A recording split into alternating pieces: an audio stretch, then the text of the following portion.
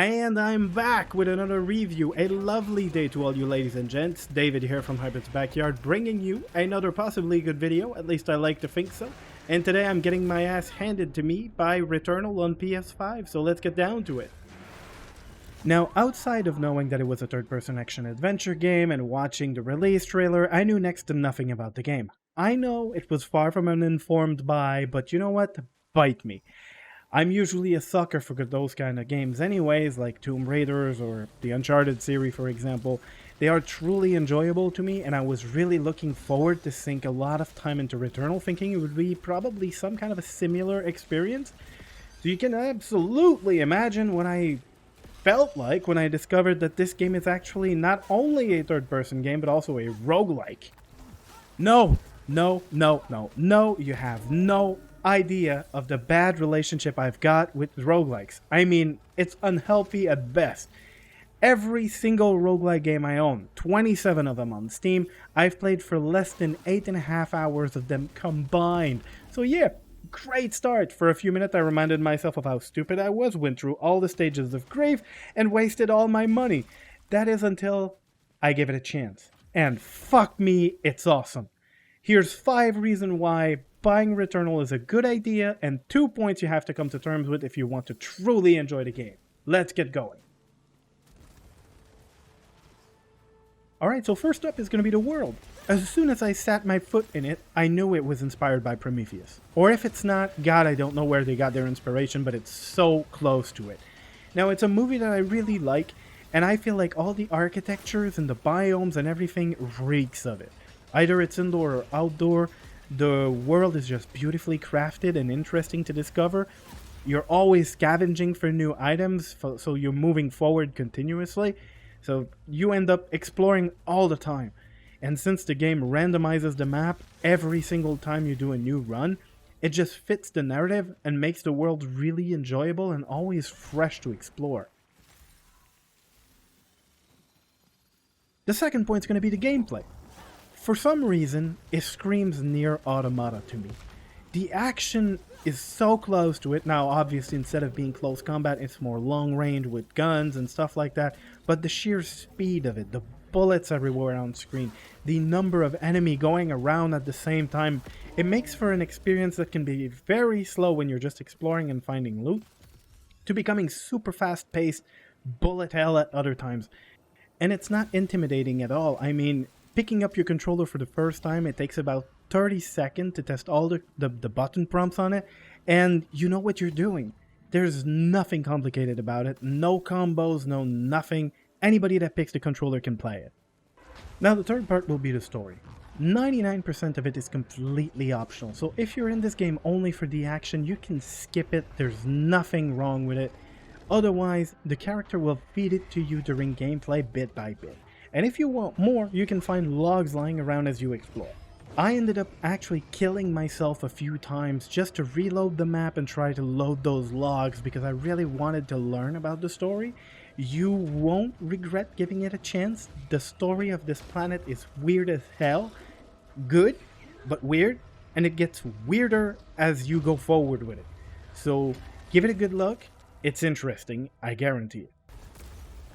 The weirdest fourth point, the roguelike element. I ended up loving them, but for some reason I hate roguelike games usually. But this one I can't stop playing. I mean, in 3 weeks I found myself investing 122 hours into it. Crazy, right? I don't have that kind of dedication summed up between 27 other titles of the same genre in my Steam account. For some reason, dying in this game doesn't bother me. I usually go crazy when I die too much, but in here, it's just another day at work. Keep going.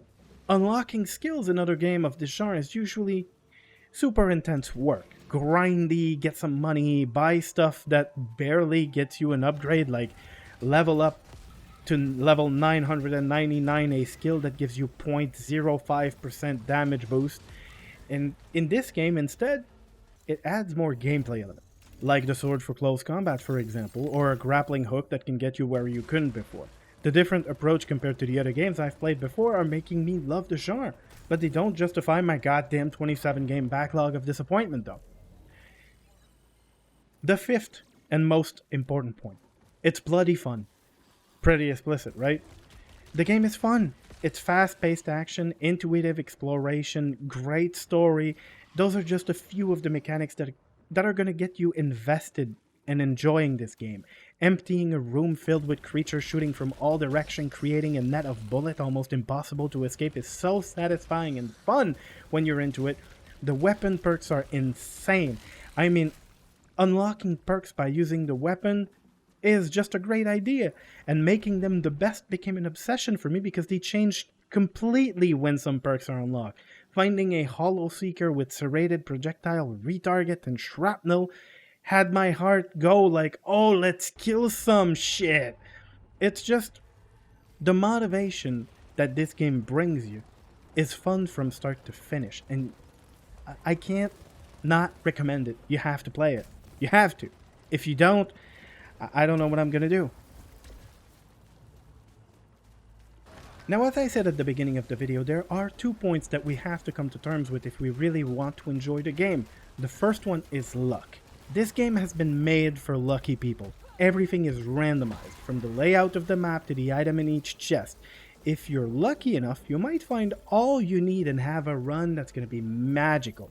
Get to the boss, and as soon as the animation is done, he bends over to let you do your stuff.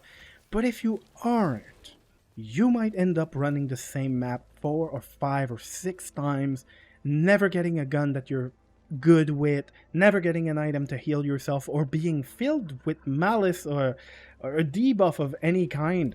It can be very hard to accept that fact, but some runs are just not made to be won. Some of them are just there to be enjoyable or to teach you some other stuff. Now, the second point is that this game does not give a damn about the player. If you fall down a hole, it's on you. You get surprised by an enemy, it's on you. You have 4 times the amount of initial HP. Some enemies will bite through it like it's papier-mâché. It's gonna be completely random. And if you die, you restart. Not the level, but the game. You start back at the complete start. So it can be hard to accept the fact that you're gonna be fucked sometime, and it can be really infuriating.